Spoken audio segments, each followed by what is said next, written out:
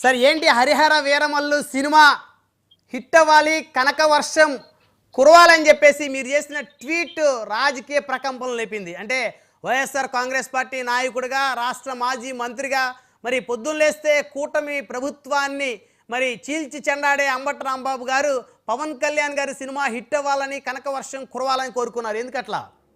తప్పేముంది దానిలో?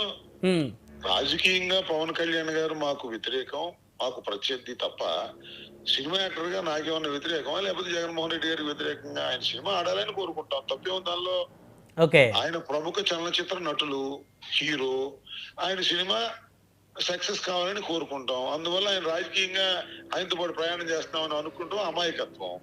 చాలా మంది మీ టీవీలో కూడా ఏదో నేను జనసేనలోకి మొగ్గు చూపుతున్నాను, ఇవన్నీ తెలివి తక్కువ ఆర్గ్యుమెంట్స్. పవన్ కళ్యాణ్ గారు ఒక చలనచిత్ర సీమలో ఒక ప్రముఖ నటుడ కుటుంబం నుంచి వచ్చినటువంటి వ్యక్తి. ఆయన నెంబర్ 1 హీరోగా ఉన్నాడు. ఇవాళ ఆయన తీస్తున్నటువంటి సినిమా 5 సంవత్సరాలు పట్టింది.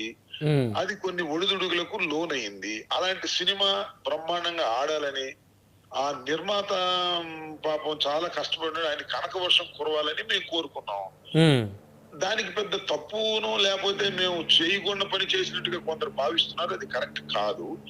రాజకీయంగా మాకు పవన్ కళ్యాణ్ గారు ఎప్పుడూ ప్రత్యర్థే తప్ప సినిమా నటుడుగా ఆయనకి మంచి భవిష్యత్తు ఉండాలని మేము కోరుకుంటాం. ముఖ్యంగా నేను కోరుకుంటాను. చిరంజీవి గారి కుటుంబం నుంచి వచ్చినటువంటి ఒక నటుడు చిరంజీవి